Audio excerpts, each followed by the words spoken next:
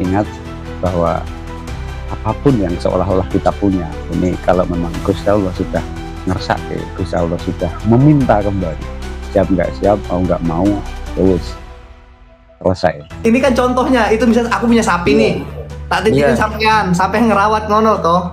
Nggak mau. Hah? Nggak mau. Itu yang nitipin kan Tuhan. Jadi kalau kita lihat dari awal muasalnya, memang harus kita akui bahwa apapun yang ada di dunia ini adalah milik Tuhan.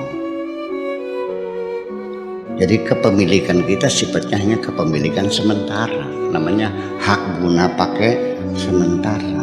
Kita punya bukti logis bahwa apapun yang kita miliki di dunia ini, rumah, mobil, tanah, itu semuanya hanyalah hak guna pakai. Buktinya mana? Kapan-kapan semuanya pasti kita tinggalkan.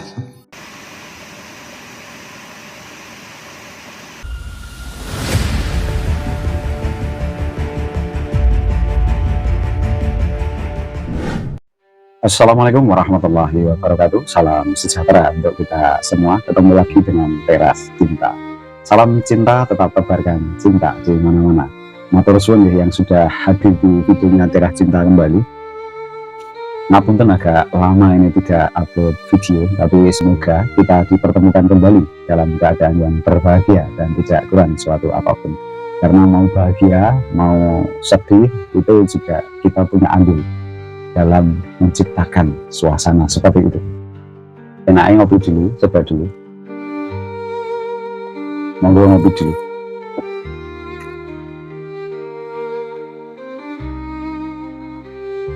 Di awal ini jangan sudah menyaksikan potongan video obrolan singkat antara Mas Iyun ini yang saat ini sedang ramai di dunia TikTok, ngobrol dengan Mas Fauyan yang sudah dengan simak sendiri bahwa titipan Tuhan, apa yang kita miliki, apa yang seolah-olah kita miliki ini hanyalah titipan Tuhan. Ini saya selalu senang ketika melihat anak-anak muda atau anak-anak sekarang yang ngomongnya itu enak, ngomongnya itu menggembirakan, bahkan belum ngomong saja kita lihat wajahnya itu sudah menggembirakan, sudah menyenangkan, sudah menenteramkan, membahagiakan orang kok semudah ini. Ngomong-ngomong soal rasa memiliki, soal pemelekatan, ini kalau menurut saya pribadi bahwa perasaan itu kalau kita tidak hati-hati itu bisa mencelakakan diri kita sendiri. Kalau bahasa saya itu seperti pisau yang tajam kedua sisinya. Kalau kita benar menggunakannya, kita paham cara menggunakannya, itu bisa menghasilkan karya-karya yang luar biasa dengan adanya kita merawat perasaan memiliki tersebut. Tapi kalau kita salah dalam menggunakannya atau kita tidak memahami esensi dari rasa memiliki itu,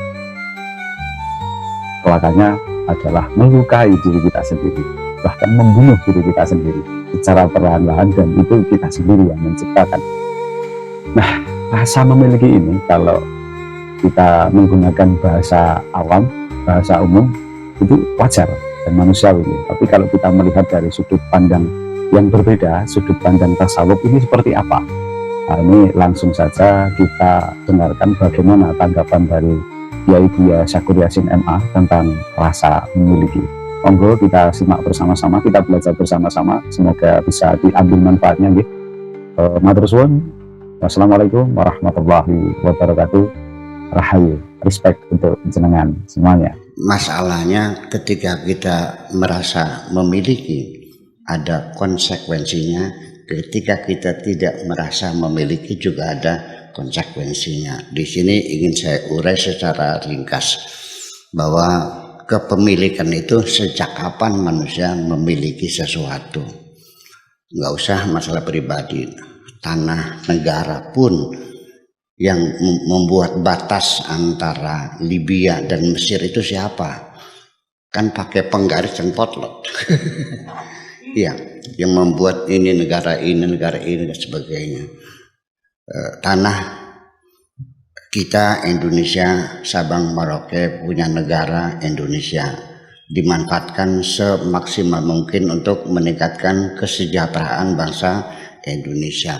Kita bertanya, punya tanah segitu luas Sabang Merauke beli dari siapa? Itu juga punya masalah. Ya kan begitu. Dulu nenek moyang saya itu sebelum ada badan pertanahan sebutan negara, ya asal ambil patok saja, punya gue kan seperti prosesnya. Jadi sejak kapan kita mempunyai surat resmi hak kepemilikan atas sesuatu? Itu kan proses politik sesungguhnya. Iya kan? Ya, proses politik. Siapa yang menentukan? Yang berkuasa. Siapa yang berkuasa? Yang menang. Yang kalah yang nggak bisa berbuat apa-apa. Itu adalah dasar kepemilikan. Jadi kalau kita lihat dari awal muasalnya, memang harus kita akui bahwa apapun yang ada di dunia ini adalah milik Tuhan. Jadi kepemilikan kita sifatnya hanya kepemilikan sementara. Namanya hak guna pakai sementara. Kita punya bukti logis bahwa apapun yang kita miliki di dunia ini, rumah, mobil, tanah, itu semuanya hanyalah hak guna pakai. Buktinya mana? Kapan-kapan semuanya pasti kita tinggalkan. Kalau sesuatu yang kita kumpulkan di akhirnya harus ditinggalkan, berarti kepemilikan kita abadi atau sementara. Sementara itu betul kita sadari. Tetapi juga kepemilikan perlu kita punya rasa memiliki. Karena dengan punya rasa memiliki pasti kita akan terdorong untuk merawat. Betul nggak? Pak Afkar punya mobil dan merasa dapat membeli dengan uang Anda dari gaji yang Anda kumpulkan sekian tahun lamanya, ya kan? Dan bisa Anda pakai untuk memenuhi kebutuhan transportasi sebagainya. Dengan rasa memiliki itu pasti Anda akan segera memperbaiki ketika mobil itu ada kerusakan. Betul nggak? Bodinya nyerempet, ya dicat lagi. Businya rusak, perbaiki lagi. Anda akan terdorong untuk merawat. Nah, mungkin poin ini yang akan kita bahas bersama. Artinya apapun yang kita miliki itu diperlukan ada the sense of belonging supaya kita merawatnya. Termasuk juga guru-guru yang ada di pesantren cadang ini. Itu juga jangan logikanya berpikir saya hanya menjual tenaga. Setelah selesai mengajar ya tugas saya selesai, nanti pondok pesantren ini maju atau bangkrut bukan urusan saya. Itu kan akibat karena tidak punya rasa memiliki. Anda bekerja di sini, dapat gaji dari sini. Nah, kalau pondoknya bubar, Anda kan kehilangan sumber rezeki. Nah, itulah makanya anak-anak kita juga seperti itu yang belajar di sini. Ya, mereka menikmati pendidikan yang kita selenggarakan. Jadi ya kamar tidurnya, sekolahnya, ya jangan dirusak dong. Meja kursinya jangan dicoret-coret.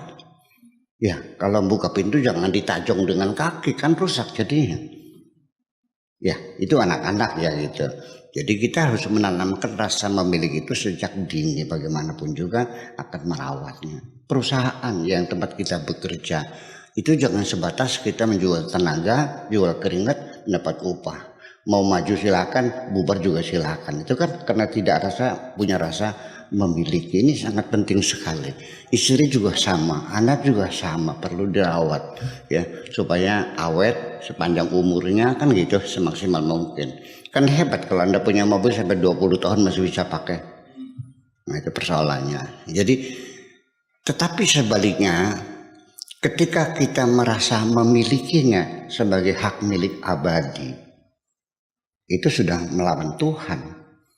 Karena pemilikan abadi hanya milik Tuhan. Karena dunia ini, langit, bumi, dan segala isinya adalah milik Tuhan semuanya itu. Dan Tuhan akan memberikan rezeki kepada siapapun yang dikehendakinya. Nah, akibat karena kita merasa memiliki, akan saya dialogkan dengan Pak Afkar. Pak Afkar punya mobil kan? Iya. Nah, ketika mobil itu hilang, dicuri orang, Anda sedih nggak? Sedih. Pertanyaan saya, kenapa Anda sedih? Karena merasa memilikinya. Ada yang menjawab, Ya karena ini mobil kredit, belum lunas. Saya tanya lagi, andai kan sudah lunas, lalu hilang, sedih nggak? Tetap sedih. Ya, oke. Ada lagi yang beralasan mengatakan mobil itu cuma satu-satunya. Kalau Anda punya mobil 3, hilang 1, sedih nggak? Tetap sedih. Jadi kalau begitu, kesedihan yang Anda tanggung adalah akibat karena Anda merasa memiliki. Iya. Ketika yang hilang itu mobilnya Pak Camat, Anda sedih nggak? Tidak. Kenapa tidak sedih? Karena tidak memiliki. Karena bukan milik saya. Nah, situlah persoalannya. Jadi para ustadz yang ada di sini, termasuk muridnya dan sebagainya, staf yang bekerja di sini, itu ketika pondok ini bubar, sedih nggak? Di situ akan teruji Anda merasa memiliki atau tidak. Ketika Anda sedih berarti Anda punya rasa memiliki. Ketika perusahaan itu akhirnya gulung tikar, tutup akhirnya, Anda sedih enggak? Ya sedih, karena Anda kehilangan sumber penghidupan Anda. Nah ini yang perlu kita bangun. Jadi kita nggak usah harus marah-marah sama pegawai kita di pidato tiap hari. Ya, jadi the sense of belonging masih kita bangun. Tetapi di balik itu juga artinya bahwa semakin kita banyak merasa memiliki, semakin banyak yang kita miliki, Anda bersiap-siap harus menanggung kesedihan. Jadi akhirnya nanti secara filosofis tasawufnya bahwa ternyata yang paling berbahagia di dunia adalah orang yang tidak punya apa-apa. Bitarmi tidak pernah sedih kehilangan mobil. Sebenarnya nggak punya mobil. Dia tidak sedih punya suami meninggal dunia. Kenapa? Tidak punya suami. Dia tidak sedih dengan anak yang hilang. Sebabnya apa? Tidak punya anak. Berarti berbahagialah orang yang tidak punya apa-apa. Itu adalah masalah spiritual kita supaya hidup kita nyaman, memang seperti itu. Jadi semuanya ini kita yakin sebagai hak milik, hak pakai sementara, fasilitas. Nah, filsafat agamanya bahwa Allah Subhanahu wa taala, Tuhan kita semuanya, bahwa langit, bumi dan seisinya itu sengaja diciptakan oleh Tuhan untuk fasilitas kita. Lillahi ma fis samawati wa ma fil ardi. Ya, semuanya milik Tuhan, tapi wa khalaqalakum ma fis samawati wa ma fil ardi. Tuhan menciptakan langit, bumi dan isinya adalah buat kamu semuanya itu.